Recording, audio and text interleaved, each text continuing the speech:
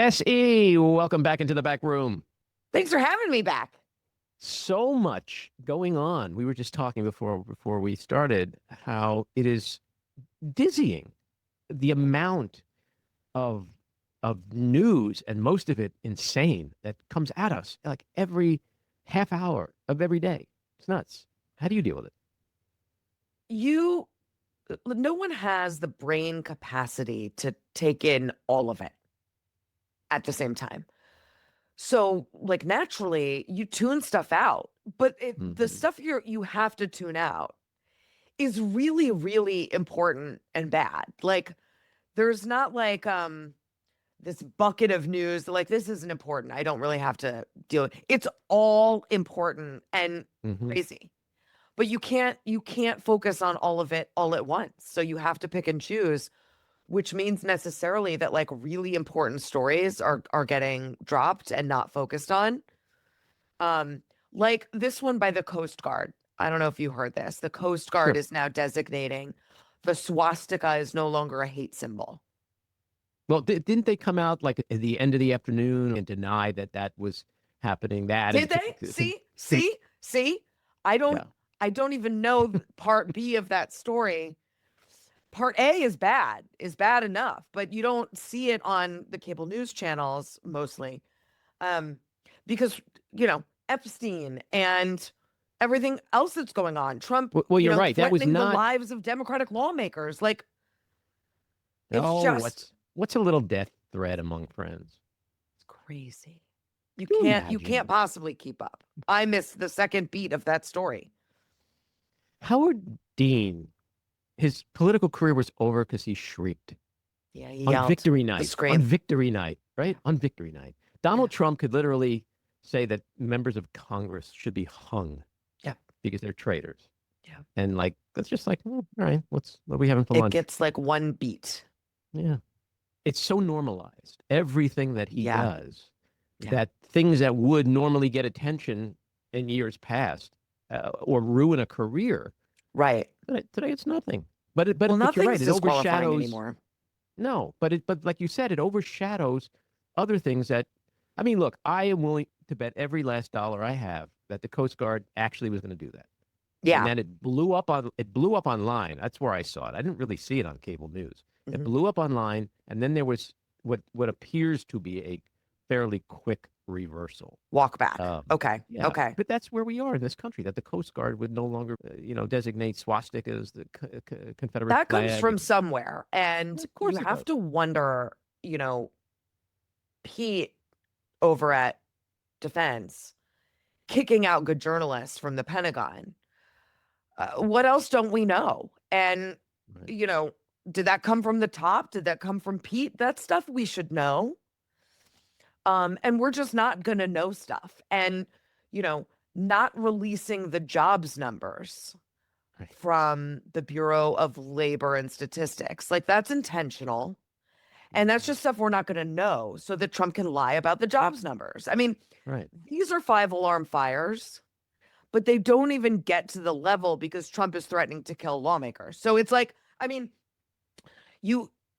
we miss so many important stories. I'm not saying we all miss them. I'm just saying, like, you can't give every story the attention it deserves in an environment like this. And we all lose because of that. We all lose when, I'm not trying to make the media out to be heroes, but like we all lose when the media can't do its job properly. And especially you feel this acutely in a small town. When a newspaper shutters or a TV news station shutters because there's no funding, we've seen, like, science has shown corruption goes up when local news shutters in a small town or a county. Because sometimes journalists are the only people holding leaders accountable. And that goes up to the very top in a national sense too. And so when we can't cover everything, either because there's too much news or because people like Pete Hegseth are kicking journalists out, or Trump is kicking good journalists out, everyone loses when we can't do that. Yeah. Everyone loses. Yeah. Well, it's been a very consequential past couple of weeks. There's been so much that's been happening, and I want to go through some of this stuff with you in a minute. But I want to start with more of a macro observation or question, and that is, do you feel like I feel that something has changed? That the strength of his presidency, his personal hold on the things he had a hold on, the resistance movement, something just feels like his presidency is just spiraling and may not recover. Where Well, are I you think land? both things are true. I Mhm. think you're right about both things. There's evidence of what you're saying in, Lauren Boebert and Marjorie Taylor Greene and Nancy Mace, right? Three very loyal um MAGAists turning on him and, you know, demanding the release of the Epstein files, or in Marjorie Taylor Greene's case, really going after him on America First and foreign policy. Mhm. That is new. I would caution it's not that consequential unless this trickles down to voters. And I think the only thing that's going to matter is if voters get tired of the Trump economy. And we have some evidence that they are. Mhm. And because that was the singular promise he made, and it was an important promise. And it's why Democrats lost, because they weren't making that promise. They were saying the economy is great. Terrible messaging. Trump said, no, the economy is terrible and I'm going to fix it. That's what mattered to voters. Mhm. Immigration too, and crime as well, but really the economy. And because of tariffs and Doge cuts and just a totally dysfunctional Congress and all of that, people are feeling like life is worse since Trump got elected. That's the Mhm. worst thing that could happen to his presidency. It's Well, not. you see that in the polling. You It's do see clear. it. You're starting to see that. If that continues, right, to midterms, if that continues to 2028, he and Trumpism really lose all of their heft and their Mhm. weight and their shine. Um, because that really was the pillar propping it all up. Yes, there was other stuff, nationalism and frustration at Mhm. all kinds of different cultural things and some angst over social issues. But really the economy is what was propping up MAGA. So if that collapses, well, they're done. So Well, I yes, saw it on they're your network this what, morning. I what think it was John King sat with, maybe in in Ohio or Pennsylvania. in Pennsylvania. He sat Yeah, I with saw it too. people who voted for Trump 3 times, and they're Yes, like, I saw that "I'm as done. well. Like, he failed me." And so the big question is, do they change their voting patterns because of it, or are they like, "No, but he's doing other stuff that I like." Like, Yeah, I they didn't worry seem like about they were still someone. with him, you know? Yeah, but I saw that same report. I worry about someone that voted for Donald Trump 3 times. Like, Right. what? I mean, what based on what? Like, what evidence did you have that this guy was going to do the things he promised to do? Because he didn't do them the first time. Um, so I worry, like, that's not, I don't think, a persuadable voter. I don't, Hmm. I hear her. I saw this 3 time Trump voter in Pennsylvania talking about her frustration. I hear her, but a 3 time Trump voter is not, I think, where you're going to get um, the turnover. I think you've got to go to those Democrat, moderate, and independent voters that gave Trump their vote for the first time Well, he's um, lost the independents already. I mean, that's. already. But again, we've got like a year to midterms. Hmm. Lots of things can happen. But yeah, I think that's where, like, Democrats need to get their own voters back because a lot of them left and recapture the middle. They're not going to do that with like a Mamdani. They're going to do that with moderates across the country. That's where they've got to go. The 3 time Trump voter to me is like, I don't trust that you're voting in a like a sane way anyway. So I don't, your vote is not mine to get. But yeah, you are hearing frustration from people who gave him their first vote. A lot of Latinos and some young people, even some young men, saying like, this isn't what I voted for. This isn't what I was Hmm. promised. They were paying attention to his promises and they feel let down. Does that last through midterms? Does that last through 2028? That's what we have to find out. Well, the interesting question is there a reason why it wouldn't?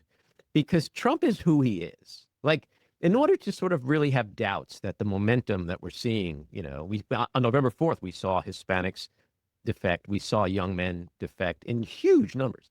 Yeah.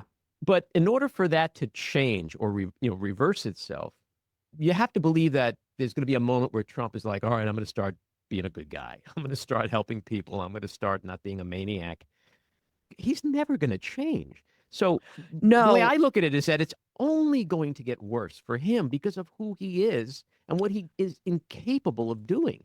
I think you're right about that. But I think the caution I would offer is we're already seeing him pull back on tariffs, right? And tariffs are the most damaging thing he's done to the economy. If he does that and convinces his base, like, no, this all worked exactly according to plan, instead of the reality, which is that it didn't work at all. It was a terrible idea. He wrecked the economy and then slowly tried to fix it. That could, again, it's the economy. Mm-hmm. Whatever else he does is secondary to that. So if he pulls back on tariffs, tries to right his wrongs while saying he was right and there were no wrongs, a lot of people are going to believe that. And if they feel better about the economy, that's all that's going to matter. Well, I agree with you on one level, but I just feel like that requires like an intelligent, competent, secure individual who makes rational, strategy-based decisions. Like Sure. if Sure. if Macron says something at some summit that he doesn't like, he'll be 50% tariff on Tariffs. France. Like That's there's true. no, or if like somebody gets jailed in Spain who's a friend of his, like Spain will get hit because he's he's a maniac. None of this is tied to any foreign policy or monetary policy. So that's why I say like it's to me at least, and maybe I'm just naive, but it does seem very predictable to put your money on him only digging in deeper, getting worse, doubling down, tripling down, and just I think being that's who fair. he is. I think that is fair. We know him a But I long could be wrong. time.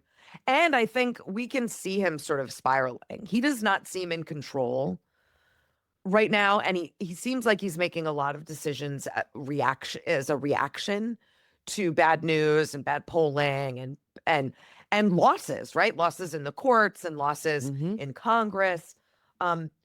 So I think that's a safe assumption. I'm always reticent to believe like this is the end of him because we've been here so many times. He has a way on of this making you feel precipice. that way, doesn't he? Like it's true. Yeah. It's so true. I usually end every one of my sentences with, "But he's Trump, and look what he's done so far." Like, I never thought he could ever be elected president again. Like that, it's like, how is he actually in the White House right now with everything that everyone knew? So he does have a way of being Houdini and escaping all kinds of shit. Yeah. But there's something that just feels different right now. Like he's the bully who finally got punched in the face this week.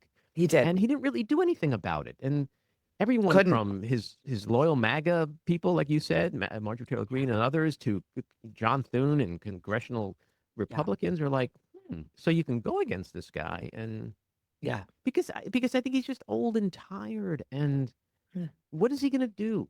I mean, honestly, what is he going to do to Marjorie Taylor Greene, to this one? A shit post? Like, primary them. He'll primary them. Yeah, but he doesn't have that power anymore. Look what happened on November 4th, like we'll see if he has that power, but that's what he'll try to do to people that go against him. And typically, historically, no one wins against Trump. He wins. So I don't know. We'll have to see how folks like Marjorie Taylor Greene and Nancy Mason, Lauren Boebert, and Tom Massey, like how they come out of this. We'll have to see. But it'll be really interesting if they can make the case kind of for the first time that they can do that and survive politically. I think will be a permission structure for others to do the same. But, again, we have to wait and see what happens in midterms. Yeah. I look at the Trump administration the way I view my favorite movie of all time, The Wizard of Oz, because to me, there's a lot of parallels there. Okay. So I believe that everyone in Congress hates Trump. They have for the longest time. They would love to get rid of him. They just have been way too afraid I to think you're actually right. do anything about it. Uh-huh. The Wicked Witch of the East or Yeah. West, I forget which Yeah. one. Yeah. They hated her too. Uh-huh. The guards, But the they had to flying put up with her. monkeys. Yeah. Yeah. But then when they threw the water on her and she started melting, it was ding dong, the witch is dead. It was a party, right? I Yeah. feel like there's that kind of thing happening right now where like Mhm. he's the Wicked Witch of DC and Yeah. he's He makes melting. all of their jobs harder. He Yeah. makes it harder for them to go home to their constituents and, you know, Yeah. face You think reality. Mike Johnson likes walking down the halls of Congress having to answer that the United States president is making death threats against Congress people? No, Like he doesn't. And he's even got like the look at least Caroline amount. Leavitt yesterday I when know. the reporter asked I think it was she asked about the death threats. Yeah. And her face was Yeah. like you could see, like it was the last thing she wanted to do in that moment. And of Here's course, the her answer was bizarre, but yes. Here's the problem though. I think you're totally right about Congress. And I talk to members kind of regularly, and you are right. Um, they're exhausted, and Mhm. this has not been good for business. The problem is for MAGA influencers, it's been great for business. Mhm. And so you've got some of the loudest mouthpieces with the biggest platforms raking in the cash off of Trump and MAGA, And and aren't this even they era. turning on him a little bit? Even this I week, mean, not Rogan, and there not was that other really, guy not who. really, not in like a significant way. I mean, they might momentarily tisk him on foreign policy here and there, or Epstein here and there, but no, they're killing it. They're killing it, and Trump opening the door for conspiracy theories, white nationalism, anti-Semitism, bigotry meant they got to open this gross, ugly door and do things that no one would have ever done because it was so impolitic and career ruining. Now it's not. And they found this audience of like teenage boys that love this shit. So he still has these very powerful, influential platformers who are carrying his water. And I think once that starts to go, if that starts to go, then we'll really see an unraveling because they do a lot of work for him. Mhm. They really do. They do a ton of work in terms of turning out support and radicalizing and turning people against the center, turning people against rationality and reality. They do a lot of work there. So yes, Congress can't wait for this to be over. I think MAGA influencers are like pigs in shit. And do you make any connection at all to the results of the election with Trump and with Republicans losing the young male vote to the last few months of Rogan and Theo Vaughn and Andrew Schultz, the Yep. right wing podcasters, people who helped him get elected, started Yes. questioning a lot of his policies. And then 2 weeks ago, we saw the results of the election, and young men swung like 30 points. And so you don't see a I do. correlation between. I do. And those sort of manosphere influencers, I think, really have an inroad to that particular audience. When you look though at like Megyn Kelly, Ben Shapiro, um, Yes. Hmm. that faction, it's a little different. They're speaking to a bit of a Hmm. different audience. Absolutely. And they're still, very much carrying Trump's water. Tucker Carlson, Sure. um, it's a bit of a different audience. I think you're right on that part in Hmm. the manosphere and those particular podcasters. But there's still very influential, powerful voices who are doing a lot of Trump's dirty work and defending him and trying to whitewash Sure. Jeffrey Epstein and whitewash Nazis. And I mean, that's So you very don't believe that bad but it's important work. okay to rape a 15-year-old girl. That's what I'm sensing. I mean, that's a choice, man. That is a Y- choice to be the mother of a teenage daughter and decide, because you don't have to do this. Decide, I'm going to go out and use my very powerful platform to do pedophile math in Jeffrey Epstein's favor and Well, by they've extension got in Trump's favor. That's a choice. How That is does a that benefit morally her? bankrupt ghoul who has Yeah. sold her soul. I watched it again this morning, and I couldn't believe my ears. I know. I like. It's not like they're 5. Like, are you kidding me? 15-year-old girl is a child legally and in every sense of the word. They're not emotionally course it developed. They're is. not physically developed. Like, and you're just it's a barely legal fetish. I Not barely mean, legal. 15 is not barely legal. It's illegal. But also, like, but to actually say the words, I heard Jeffrey Epstein's not actually a pedophile because what are you doing? that's like my daughter Sophie always says. If you hear yourself starting a sentence that begins with, "The good thing about Hitler is," Right. Well, just right. just stop. Stop. Same That thing. is a wild choice, but it really just shows how far down the rabbit hole MAGA influencers have gone to keep their base rabid and radicalized. Because once you Yeah. start doing conspiracy theories and whitewashing evil things, you have to keep doing it and going more and more and deeper because your audience demands more of it. I don't know where you go after Nazis and pedophiles. What is left to whitewash? The That's Mets, the New York worse. Mets, the Jets, probably the Jets. I'm offended. I'm offended by that. But no, I mean, like, what is left?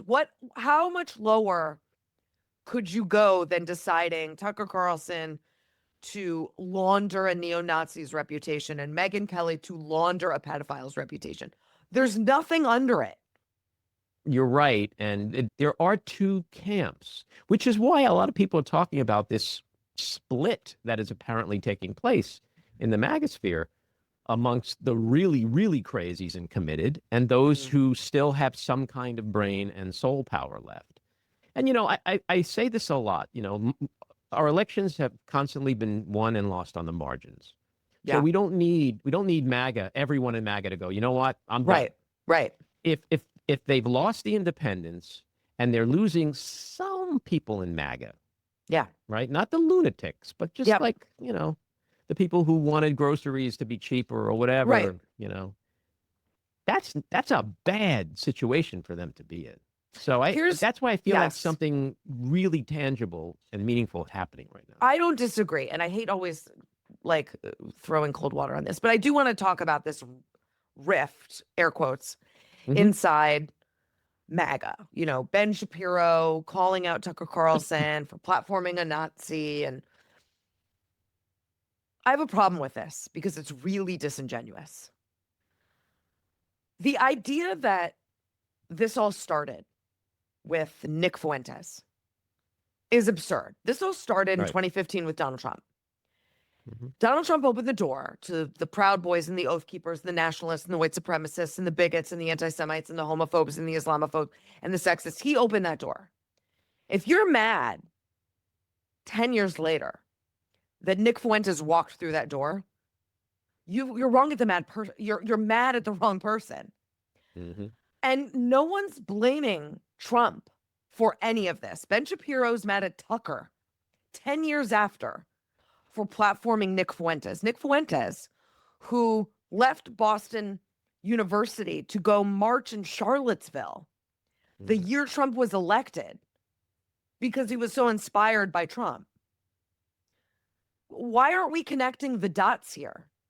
That Trump is the bad guy for letting these ugly elements that you, Ben Shapiro, are now mad at. They've been here for 10 years because Trump let them in. I'm not a psychologist, but do you think that there's a part of it that is like people don't want to beat themselves up and take blame for putting that guy in office? Sure.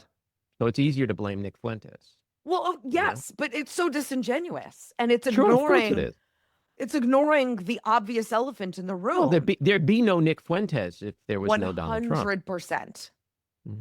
100%. So this rift, which again, I mean, just follow the money. This is for money and clicks and subs. And I don't find any of this principled because to be principled, you'd have to start at the beginning. Right. With But does who's it matter? really to blame. Does it matter if it's principled? Matters Like to me. I've had online debates with people who are like, Marjorie Taylor Greene, she said this in the past, and it's the same shit when like Liz Cheney turned and they were like, she was anti-abortion. I'm like, who Yeah, gives a fuck if they're on the right side now, sure. helping bring this motherfucker down? Yes. But Who they're not, because cares? they're not mad at Trump. I would love it if Ben Shapiro was like, and you know what? Trump brought this in. Then I'd be like, yeah, yes, come over to this side. I don't care where you were before. But Yeah, they're but if I not said to blaming you Trump. if I said to you on January 20th of last year that in November, Marjorie Taylor Greene is going to be calling Donald Trump a traitor, Right. you would have been like, Andy, are you taking your meds? True. Correct. Right? Yes. Here we are. And Yes. so the question is, where are we going to be a year from now? If this Yes. is what we're seeing now and it continues, what will you and I be talking about a year from now? Like, oh, can Yeah. you believe Who that the whole knows? Congress, they just pulled the 25th Amendment? Like, we don't know. Could Right? We be. don't know. Could We don't be. know. We don't know. I tend to see some very personal motivations in Marjorie Taylor Greene's turn on Of Trump. course. Sure. And what's to say she doesn't turn back, right? Sure. Yeah. What's to say she doesn't get very scared of losing her seat and decide she's back on Team Trump? Who knows? But you're right. Mhm. This is so wild, and he does seem to be losing his grip on the base Mhm. that we could be in a very different place come midterms, a very different place. That's absolutely true. Yes. But it does feel like for the first time, he cannot control the narrative. That feels true. Yeah. And that's like, if like Yeah. if there's a prize fighter who's been a champion, but all of a sudden, like they can't go 15 rounds anymore. Yeah. They're too tired. Like And that was his something's changing. superpower. Yeah. Yeah. And so it does feel like he's lost his superpower. Epstein, do you think the death threats against the Congress people, is that just a distraction from something he knows could Yeah. bring him down? Like Yeah. that to me is like a Hail Mary pass. It's desperate. It's so I pathetic. think you're right. Yeah. Yeah. So that's what I feel has changed is that he's not, he ordered John Thune to, kill the filibuster. He didn't. They Right. unanimously voted for this bill, That's a really good point. That was huge. Yeah. So like, That was there huge because are- he was floating this in the press constantly for like a week. Yeah. And no one bought and- it. No one bought it. And he can't control Marjorie Taylor Greene, and he can't control any of this. So when you look Yeah. at the last 2 weeks, I mean, it's hard to fathom that the election, the shutdown, Epstein, all this stuff it's 2 weeks. I know. It feels like 6 A months. year. But you have a very interesting take that I read on the shutdown in terms of who won that showdown. Yep. Yeah, I think it's hard to argue that, I mean, Democrats lost, right? They didn't get what they wanted. The point of the shutdown was to get these tax extensions on the ACA. They didn't get it. Mm-hmm. And they didn't get it because this was folly from the start. They underestimated Republicans' capacity for cruelty Mm-hmm. and their ability to withstand a bruising news cycle, bad optics, bad realities, all the pain that was being discussed. They didn't care. And Democrats thought they would. That was their mistake. So they lost on that discrete goal. But I think over time, Democrats will have won. Because I think ultimately most people just wanted it to be over and Democrats put an end to it. And I think they'll look good for that. And now Republicans have to own whatever happens with healthcare benefits. They'll have to own it because Democrats tried the intervention. They didn't get to do it. If Republicans want to be responsible for taking away millions of Americans' benefits or skyrocketing their premiums, that is a choice. And it's historically a bad one. And I think they'll be punished pretty badly in the midterms for it. So I think there's like a short-term pain that Democrats felt in that loss, maybe for a long-term gain. Mm-hmm. And what were your biggest takeaways from the election itself? Because it was a pretty monumental defeat for the Republican Party. Yes, there are a few takeaways. One is that I don't think you can read any kind of ideological prescription out of this. You had a Democratic Socialist win in New York City and then two moderate NatSec moms win in, bluish purple states. So I don't think the lesson for Democrats is run a Mamdani everywhere or Right. run moderates everywhere. Mhm. It's that candidate selection is key. And you have to find the right candidate for the right place at the right time. And all three of those candidates were correct. I think the other lesson is you have to talk about, and this is important for Democrats to hear, you have to talk about the issues that matter most to the most amount of people. And what Democrats typically do is talk about the issues they wish mattered to the most amount of people. Sometimes those things line up. In 2022, when Democrats really wanted to talk about abortion and democracy, that is what a lot of voters cared about. And Democrats killed it in those midterms. In 2024, Democrats really wanted to talk about Project 2025, Trump's racism, abortion, democracy. Voters cared about economy, crime, and immigration. So sometimes those things don't line up. You have to talk about the things that matter to the most amount of voters. And that's what Spanberger and Mikey Sherrill and Zoran Mamdani did. They all talked about affordability. They all talked about the cost of housing. They all talked about the cost of energy bills. They met voters where they were, not where they wanted them to be, not up here in esoteric land, but right down on the ground on the issues that mattered most to them. If they can continue to do that, I think they've got a really good shot at taking back the House and maybe even the Senate. Mm. And that's interesting because there are a lot of people now starting to talk about the Senate, which was up until just a few months ago completely off limits. Not even on the table. Yeah. Yeah. What do you think is going to happen today at the White House with Trump and Mamdani? I don't know. I'm surprised by the level of détente they both seem to be communicating, right? They're both saying, "Oh, we'll have a meaningful conversation." I think they both realize they need each other a bit. I think Mamdani's getting sort of like a wake-up call that there's not a lot he can do without city council, Albany, and in fact, federal money. So I think he's trying to like play nice. And I think, Trump is realizing it might make him look good to have him, host him in the White House. I don't know, but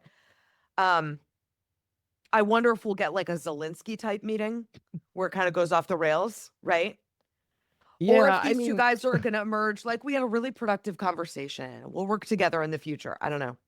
Yeah, my prediction is that Trump's going to do what he does most of the time, Zelensky Right. being one exception. But like in person, when he's with somebody, face to face, he's usually a coward. He's Taco Boy. Right? Yeah, yeah. So he's going to be like a little puppy dog. He's going to be enamored. I mean, some people say he's kind of enamored by Mamdani for a lot of reasons. I think he probably does should like be. admire him. Yeah. Yeah, and like he's gonna like probably make all kinds of cool promises or whatever, but the likelihood is like an hour later he'll be shit posting about him. Yeah, I think that's probably right. Muslim this, communist that, like, Yeah. because that's his MO, Yeah. But I think you're right. It is. I mean, look, politics, you've been around long enough. It's a dirty game. It People is. say shit all the time. Strange bedfellows. Yeah. I'm always surprised. But it makes you wonder because, like, Mamdani, if there was a poster child for like everything MAGA hates, it's Mamdani. Right. Right? He's Right. Muslim, he's a socialist. Like, Yeah. so there's that question of like, how nice can Trump be to him without After trying to looking, radicalize everyone against him, right? yeah. Yeah. After basically blowing MBS in the White House this week. So Yep, like there's right. all this, like, I mean, if he finishes the week with like filleting Right. Mamdani, I mean, how is that gonna look? That's not a good such look for him point.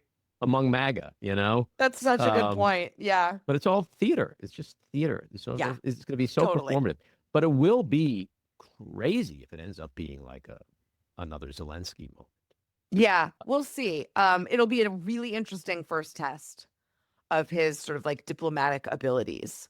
And I think we'll be able to see like what kind of tone he's going to take throughout his mayoralty, which will be really interesting. I'm so fascinated by that race, which, I covered for Battleground every day. And so I was really immersed in this race. It was so interesting. And So layered. I'm fascinated, and I can't wait to cover the next 4 years of this term. Really. It's going to be fascinating Yeah. because there's a good chance he can really be a very successful mayor, brings people together, or it could be a miserable failure. That's also for a lot of the chance. Yeah. obvious reasons. Yep. Or something Yep. in between, you know. The last thing I want to ask you about is these attacks that Trump has made on Catherine Lucy and Mary Bruce. The talk that some people are like, when you go online, you see people, and I've said it myself too. It's like, where are the other reporters? How are they not standing up? Yeah. Like, I can't fathom how reporters, especially like men, I don't want to Yep. sound old school, but you're standing there and the president of the United States is calling a reporter a piggy. How do you not find some professional way to slap his hand? You know? It really bothers me too. And I had a reporter on my podcast yesterday. I won't name him, but I asked him about this. And he said, it's just Trump being Trump. And as a journalist, I just can't. I mean, I asked this reporter about what Trump said about Jamal Khashoggi sitting next to his murderer and Piggy. And this reporter was just like, it's just Trump being Trump. I remember a time when news networks would stand up for other news networks. This happened during Obama, because Obama, we tend to forget, was actually quite hostile to the press. He tried kicking Fox News out of the White House pool, tried to prosecute a bunch of journalists under the Espionage Act. I mean, he was not great for press freedom. But when that happened, you'd have like Jake Tapper at the time was at ABC, and he said, no, we're not doing this. We're all going to be in the pool, or none of us are going to be in the pool. And he was really critical of Trump's attack on journalists on behalf of other journalists. And you see this pop up now and again, but not nearly as often as it should, because the press has gotten tribal, and that's so deleterious and corrosive. We should all be doing the same job, which is holding powerful people accountable, period, full stop. That's it. And instead, it's gotten to be, well, you're at Fox and you're at CNN and you're at MSNBC, you're on this side, you're on that. There should be no sides to journalism, especially when you're in that room, the press briefing or Air Force One, when you're with the White House press pool. There should be no sides.